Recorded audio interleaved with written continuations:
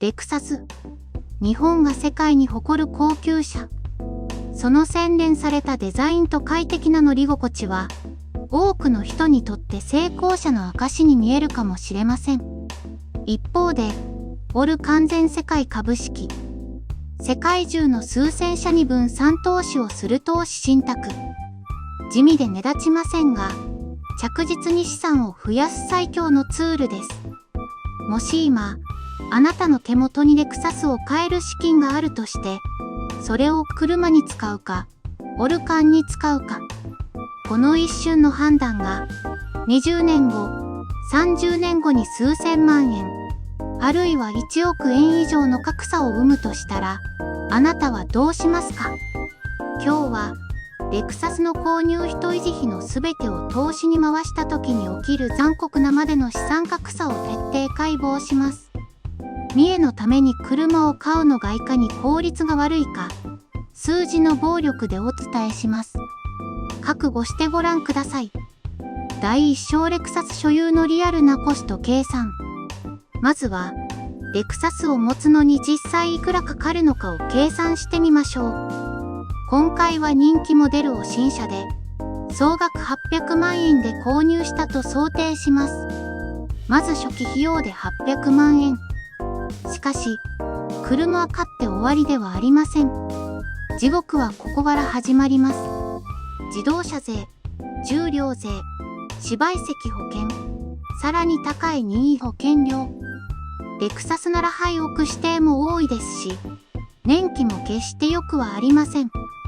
さらに都市部なら月々の駐車場代、数年ごとの車検代、タイヤ交換代。これらを平均すると、年間で少なくとも100万円、月々に直せば約8万円から9万円が消えていきます。さらに忘れてはいけないのがリセールバリューです。レクサスは値落ちしにくいと言われますが、それでも10年も乗れば価値は購入時の数分の1になります。車を買った瞬間から価値が目減りする負債なのです。第2章オルカンに投資した場合のシミュレーション。では、全く同じ金額を投資信託、つまり全世界株式オルカンに回した場合はどうなるでしょうか。初期費用として用意した800万円をまず一括投資。そして、車を持っていたら消えていたはずの維持費月々8万円を、そのまま積み立て投資に回します。期待リターンを、全世界株式の平均的な年利 5% と設定しましょう。するとどうなるか。複利の力が魔法をかけ始めます。10年後、元本1760万円に対し、資産は約2500万円。ここまではまだ想像の範囲内かもしれません。しかし、ここからが本番です。第3章残酷な20年後、30年後の資産格差。車を10年ごとに買い替えるとしましょう。30年間で車両代だけで2400万円。維持費を合わせれば、合計で5000万円以上を車という鉄の塊に支払うことになります。一方、オルカン投資はどうなっているか。20年後、資産は約5400万円。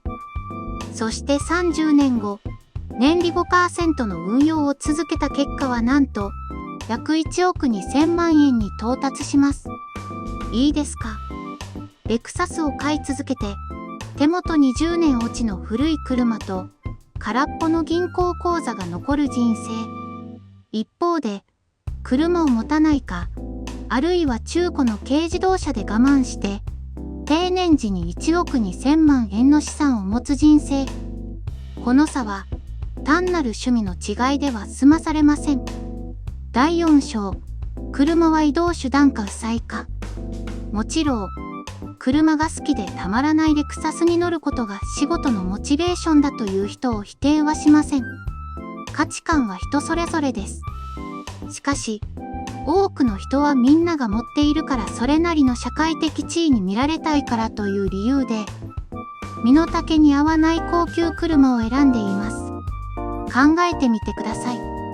100万円の車も、800万円の車も、移動手段としての機能をほぼ同じです。目的地に着く時間は変わりません。あなたが支払っている差額700万円は断言します。周りへの見栄のためだけに支払っている無駄なコストでしかありません。第5章富裕層が見栄より自由を選ぶ理由。本当にお金持ちになる人たちは見栄にお金を使いません。